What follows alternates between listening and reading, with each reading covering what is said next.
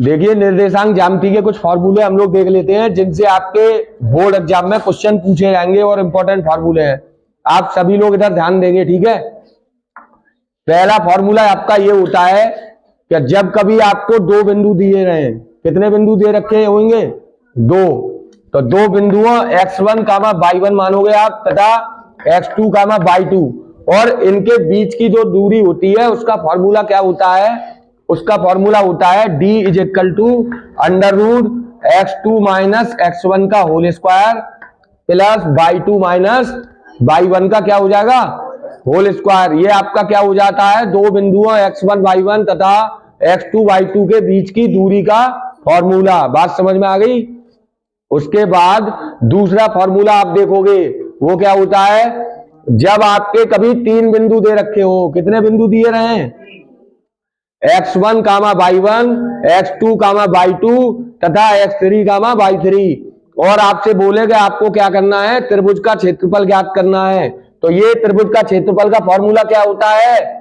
1/2 bracket लगाओगे बड़ा वाला x1 y2 - y3 plus x2 y3 - y1 plus x3 y1 - y2। बात समझ में आ गई? ये क्या हो जाएगा? आपका त्रिभुज का क्षेत्रफल। उसके बाद तीसरा नंबर फॉर्मूला, जब आपको सवाल कंडीशन दे दे, क्या कंडीशन दे दे?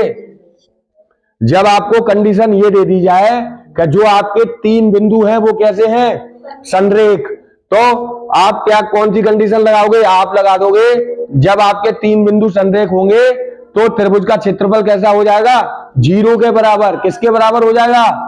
0 के बराबर। और संरेख का मतलब आप समझ लीजिए कि संरेख का मतलब क्या होता है? संरेख का मतलब ये होता है जो आपके तीनों बिंदु हैं वो कैसे होंगे? एक ही रेखा पर स्थित होंगे। कैसी रेखा पर? एक ही रेखा में स्थित होंगे। वो क्या हो जाएगा? संरेख। बात समझ में आ गई? तो ये तीनों सूत्रों को आपको ध्यान रखना है और इनसे जो है पेपर में आपके क्वेश्चंस पूछे जाएंगे। बात समझ में आ गई? ठीक है भाई। देखिए आप तीन फॉर्मूले पहले आप देख चुके हैं इसके निर्देशांक ज्यामिति के, जिसमें आपका पहला फॉर्मूला क्या बताया था हमने? दो बिंदुओं के बीच की दूरी क्या बताई थी? d = √x2 - x1 का whole square plus y2 - y1 का होल स्क्वायर। उसके बाद हमने बताया था कि जब आपके तीन बिंदु दे रखे होंगे तब आप त्रिभुज का क्षेत्रफल कैसे निकालोगे? 1/2 x1 y2 - y3 plus x2 y3 - y1 plus x3 y1 - y2। ये आपका फॉर्मूला होगा, ठीक है। उसके बाद आपको क्या करना है? अंतः विभाजन के फॉर्मूले देखने हैं। आपके सिलेबस में एक विभाजन हटा दिया गया है, वो कौन सा था? बाह्य विभाजन। सिर्फ क्या है अब? अंतः विभाजन।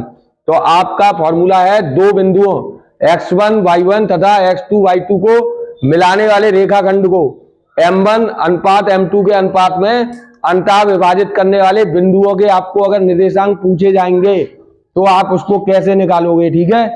तो x बराबर क्या हो जाएगा? m1 x2 plus m2 x1 upon m1 plus m2।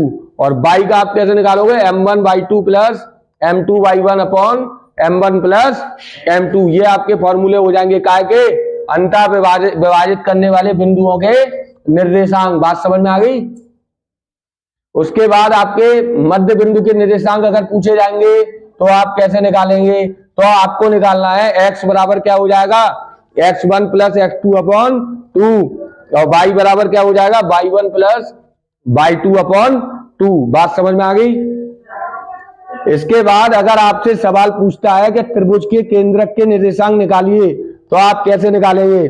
त्रिभुज के केंद्रक के निर्देशांक हो जाएंगे, केंद्रक का मतलब ये होता है कि त्रिभुज के बीच में जो केंद्र स्थित होता है उसके निर्देशांक। x बराबर हो जाएगा x1 plus x2 plus x3 upon 3 और y बराबर क्या हो जाएगा? y1 plus y2 plus y3 upon 3। जो बच्चे इन फॉर्मूलों को तैयार रखेंगे वो जो है निर्देशांक ज्यामिति का कोई भी क्वेश्चन गलत नहीं करेंगे, ठीक है। अगर ये आपको याद है तो आपका सवाल बिल्कुल सही जाएगा। बात समझ में आ गई? उम्मीद करता हूं ये वीडियो आपको पसंद आई होगी। चैनल को सब्सक्राइब करें, वीडियो को लाइक करें, कमेंट करें और शेयर करें।